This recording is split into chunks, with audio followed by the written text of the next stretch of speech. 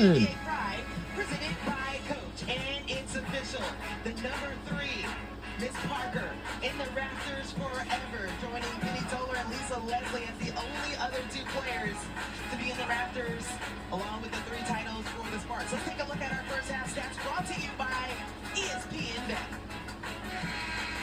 And for Chicago, they have really found ways to light it up, but most importantly, Camila Cardoso not being a part of the conversation with them, still winning as points in the paint. Yeah, I love the balance we saw from Chicago offensively in that first half.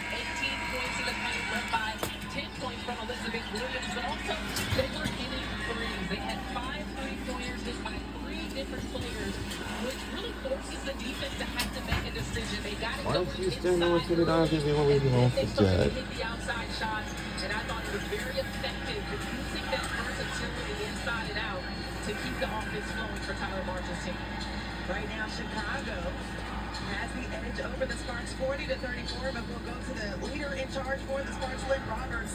Just starting off with how Azurá Stevens has continued to play a game-high 12 points. What do you love about what she's done and how she can carry it over in the second half? You know, she just, with our system, she has the ability to get open, and how we play, she's going to be open for threes a lot. Welcome back to Los Angeles. She's a mismatch for other teams, and she's taking advantage of it. Coach, I know you like the way your defense can lead to your offense, but Chicago's shooting 47% from the field. How can you slow them down? We're on the way in quarter number 2. I hope you guys enjoy your halftime break so much as we did. 40 points. We're back underway. We've got to do a better job. ATOs, defending pin down screens. They do a good job with that. But honestly, I thought offensively, we got good looks. We just missed a lot. We only had 6 turnovers, 7 boards. We had a lot of quit. What, 8 more shot attempts than them? We just got to convert. Thanks, Coach. Thanks so much for your time, Coach. As the Sparks start the break, Rickea Jackson leads out for the layup. The open floor. We saw more of that from Chicago in the first half. Hopefully, that pace continues for the Sparks. Sparks 3rd in pace, 10th in defensive efficiency, and on the other side for Chicago, they're tied for 3rd in pace and 12th. And the 3 is good by Chicago. Continues to rein in from outside for Chicago. Yeah, and LA is playing really hard at the nail defensively, and they have not been able to recover to contest the 3-point line. And Christine has more on an update.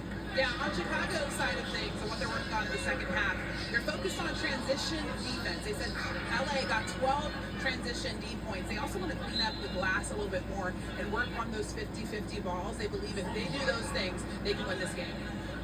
Thanks, Christine. Absolutely. I mean, that's a big part of it. Both of these teams are ranked pretty high in pace. As Christine mentioned, it was the Sparks with their 12 fast break points and the Sky with 5. So if they can continue to pick up pace, but not only that, get back and slow down LA in the open floor.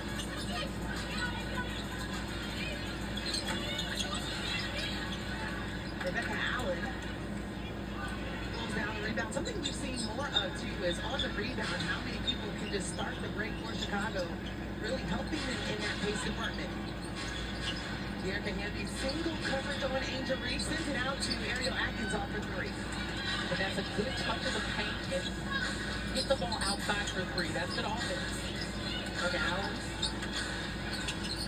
Looks to avoid the screen and pumps it away from Hamby. Here comes Atkins. That's pumped from behind by Shea Penny, who starts the second half. We talked about her impact already the 6 games in. You can see there the effort. I mean, imagine flying in, getting the phone call that the Sparks want you to join their roster, and the next game you're starting. And she's been in the starting lineup, and Lynn Roberts just complimented how quickly she picks things up and understanding what they're trying to do, their schemes, and helping them get better at execution. Originally drafted by Chicago Sky, 23rd overall back in 2012, and I know Christine has more to add on Shea. Yeah, Coach Roberts said that she's been amazing for this team. She's really calmed them down a little bit and just been a total pro. Obviously, it's very hard to come in on a hardship contract, especially the point guard position, but she's been incredible with studying, and you know exactly what you're going to get from her, which is exactly what this LA team needs. And there's something to be said about a player that's had a journey, right? I mean, she didn't actually make a WNBA roster until several years after she was drafted, and so it took some time for her to stick, and she has really just continued to fight she wasn't in the league last year. Injuries at the line for the second free throw coming up. Well, let's take a look at the upcoming WNBA national TV schedule. Tuesday, Prime Video, Fever Links at 8. Then, next Sunday, CBS. Got Storm Liberty at 1. And then July New York Liberty will take on Seattle Storm next. Liberty, that'll be at 8 p.m. Eastern. I'll say next probably next Sunday and Tuesday, Seattle Storm will take on the Kelsey Plum. Larry's points able to send it back, and the length of Elizabeth Williams deflecting that. Reese connected and drops in, and she'll get another one at the free throw line. She has been very good into the free throw line. girl. That's what Christine just alluded to from Tyler Marsh, is playing with some speed in a fast break situation. Angel Reese put the Jets on, got to the rim, tough finish, some physicality, and a little look at the camera there. He was giving us a smile. You might see a little bit of that on Instagram later, as she now has a double-double for fourth consecutive double-double.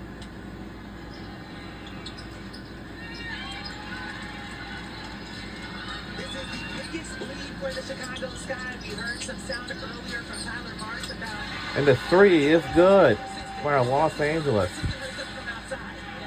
Kelsey Plum just stepping into a three-pointer because of that release, that quick release. She can blow you to sleep off the bounce. Kelsey Plum now in double figures. She has 11, the second player for the Sparks in double figures, as we ask a travel call, sending it back to Chicago. And you see a little traffic there by LA. They're going to try to speed Chicago up. I like that. Get some energy in their defense when they get the turnover. That's the 8th turnover for Chicago. They've only given up 2 points off of the turnovers as well. We were able to talk to Lynn Roberts. She was pleased with how her team was taking care of the ball. Just saying we have to knock down shots. And that was a heck of a pass because we see the wingspan of Elizabeth Williams. And to get that up into the arms of Erica Hamby, that was excellent. 11 assists on 15 made field goals for the Sparks. McKinnon reaches in.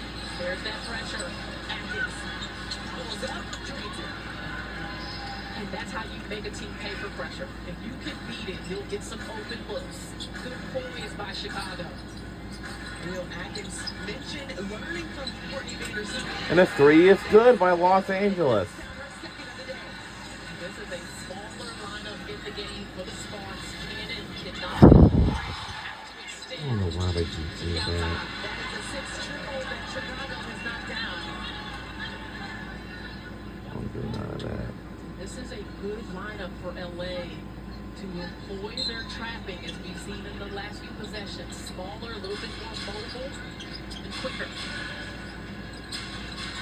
Atkins able to break the trap, sends it to Bano, and a rare miss from outside.